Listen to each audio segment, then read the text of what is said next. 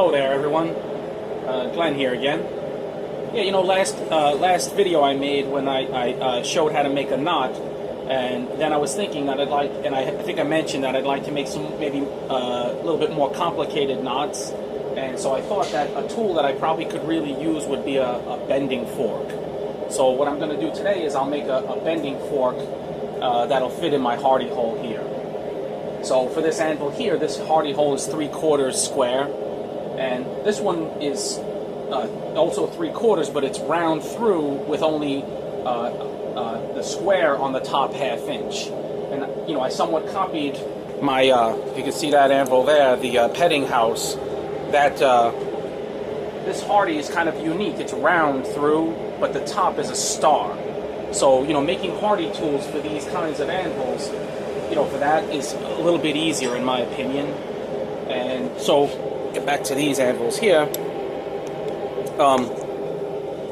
For my anvils here, you'll notice that there's a shelf on the bottom. And you know, I purposely did that for a few reasons, but one of those was, you know, if I wanted to just make a quick hardy tool, I can without having to have it shouldered, where it sits on the face of the anvil to hold it up. You know, we can just touch the bottom here. And so, you know, it really simplifies making a hardy tool. Not that I always want to use that style, but, you know, I have that option. But with this, you have to be very careful that you taper this end quite a bit. So, you know, you don't want that to be hot when you're working it, because it'll upset on the bottom then, and then you'll have a permanent hardy tool. So, yeah, so what I'm going to do for this, you know, for this bending fork is, you know, I'll take a piece of 3/4, which will fit in this, and you know, first I'll taper it, and then I'll let it sit in here, and then I think what I'm going to do is to use a hot cutter and cut it open, and then just take it from there and see how it goes. If obviously most people don't have an anvil like this, you can do this kind of an operation in a vise, or if you chose to, you can also hacksaw this open. You know, I just want to use my hot cutter. So you know, those are some options. And you know, traditionally, if you were to make a hardy tool, maybe you'd use, you know, larger stock that's larger than your hardy hole, and then you can taper that and then fit it in to the point where it gets snug and it won't go down anymore, and then when you work on top, it'll spread that out and create shoulders. You know, it'll make a hardy tool something like this, you know, where it's supported on the anvil face, and that's probably ideal. So, but like I said, I just have, you know, these options of something like that, and it just, you know, when I'm in a pinch and I want to make something quick, it makes it a lot easier for me. So, you know, and I was, like I said, I was fooling around after last video, and I made kind of a compound, just a different style of a knot, but it didn't turn out the way I wanted. And so I think, like I said, having this bending tool will really help me out. So, yeah, let me get started on this, and then, you know, we can go from there. One other thing too is that, you know, for traditionally making hardy tools, your options would be, like I said, start with, let's say you have a traditional anvil where, you know, there's nothing backing it up on the bottom here. You know, you could probably figure out a way to put some kind of a temporary shelf underneath if you want to use my technique here.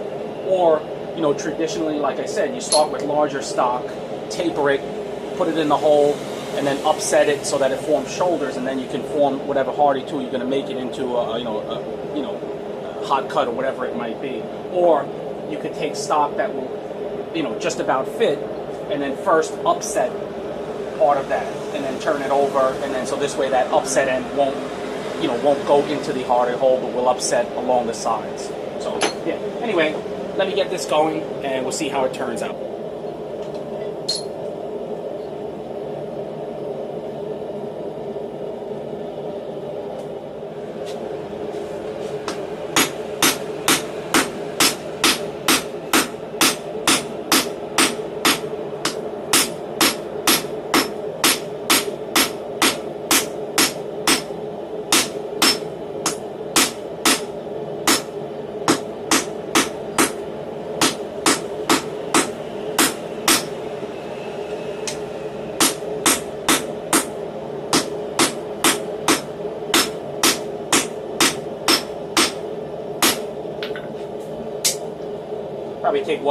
Probably take one more heat and just draw that up more, maybe two more.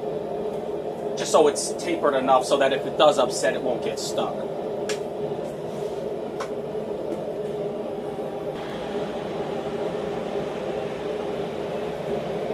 Also, what I'll do in a future video, maybe I'll make a hardy tool for my smaller anvil here, or my petting house, and show you how that will go. You know, having this higher shelf here makes it so I can make them much shorter, and I'll show you how I work that with a, you know, with this kind of dual hardy hole, like dual round and square, or, you know, round with the star in the top.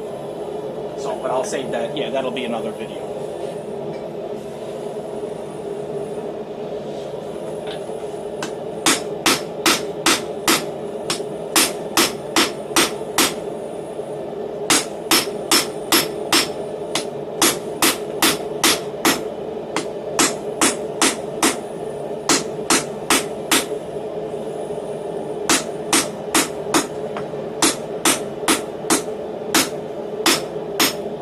Might be able to tell I made a new tong just for this project.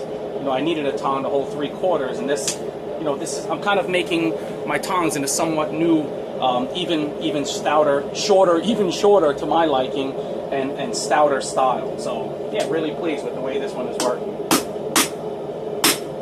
One of these days I'll update my website, you know, very shortly, I hope. I just also wanted to show that I've cooled this off. You know, so like I said, I don't want this bottom now to be hot, you know, when I drop it in there, so I'll probably quench that off. You know, I'll heat this end, quench it back a bit, and then, you know, work it from this end with the, you know, with the old hot cutter here. So I don't know, you know, I've just kind of left that much material sticking up. I don't know this, you know, we'll just, like most of these projects, are just playing it by ear. So yeah, should be good.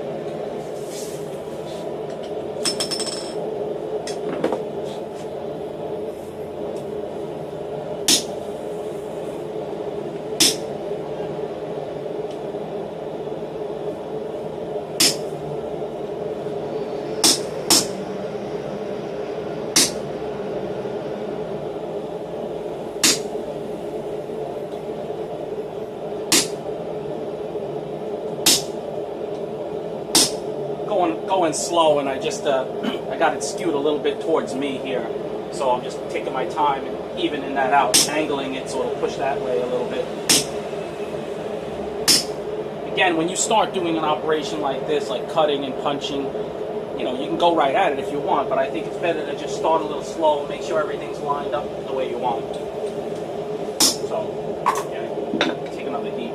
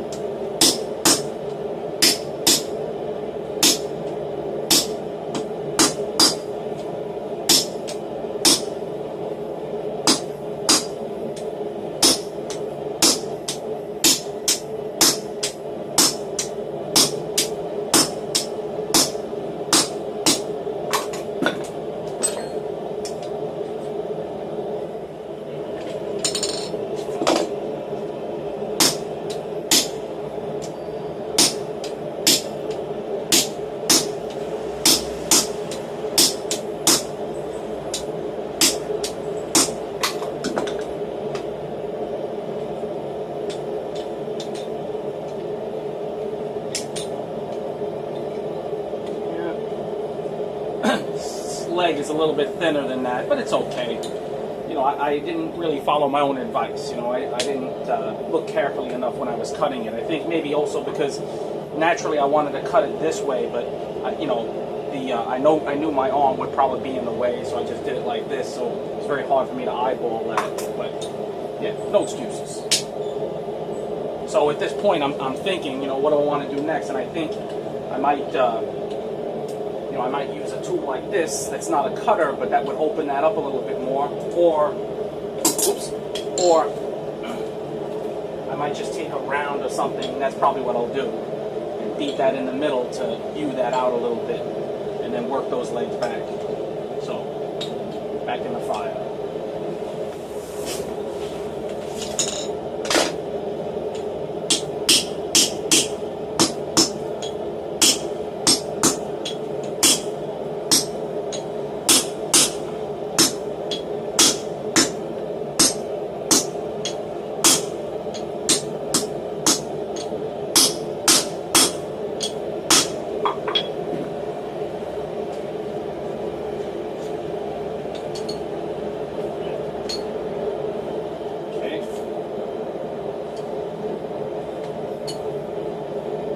One more time.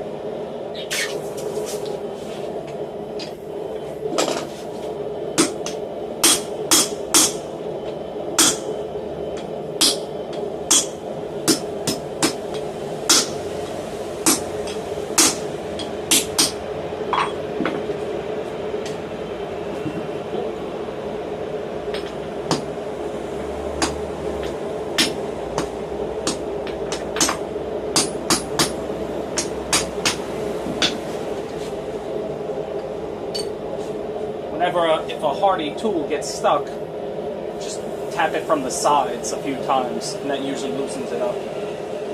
So, yeah, so you can see it's kind of, yeah, it's nice and smooth now in the middle there. And, you know, so I'll work it maybe this way to get the legs, you know, squeeze those down some, and then bend them back up somehow. Figure that out.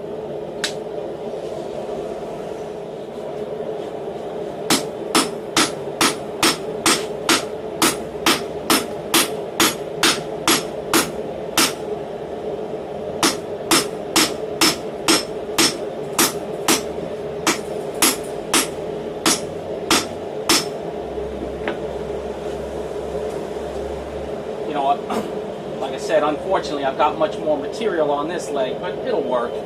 You know, the key now is, you know, bending these back over.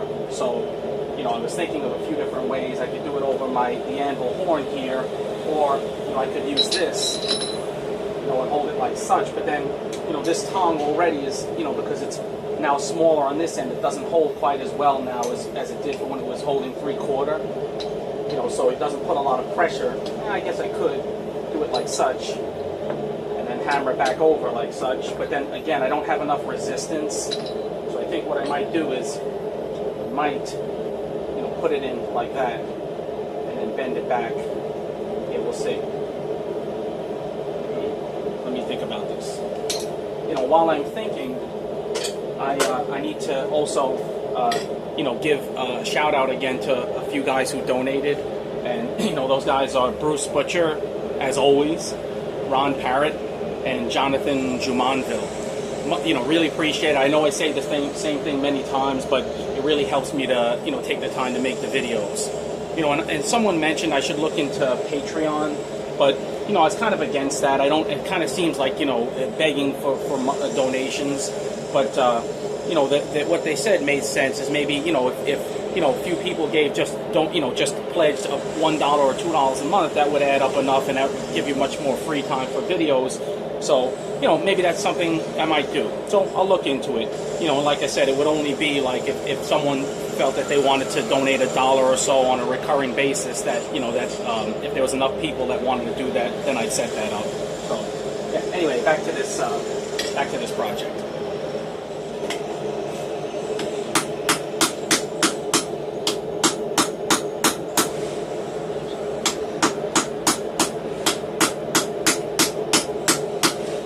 What I wanted to do first before I bend this back is just ease the inside edges of this bending fork.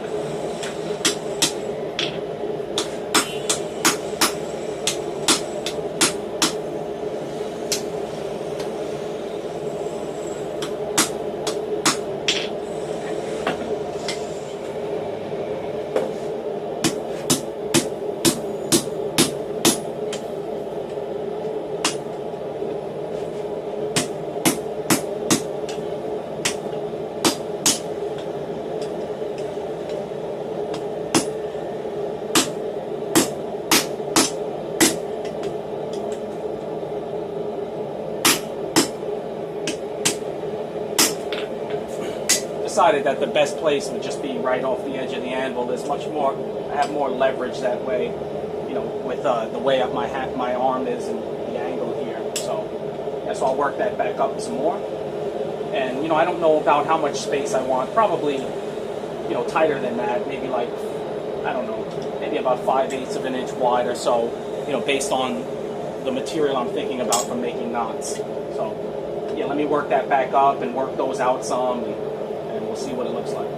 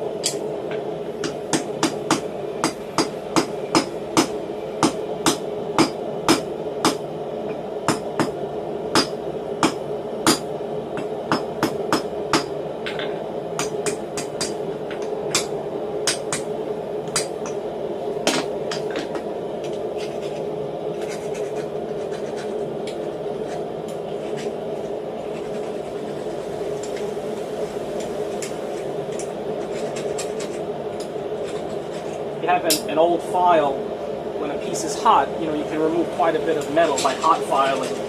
So I'm just rounding the insides here a little bit more. See if that'll come out. There we go.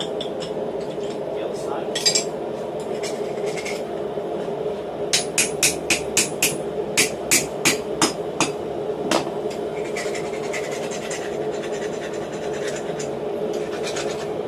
Probably can't notice it, but it's just, this is an old chunky file that's removing quite a bit of metal pretty quickly.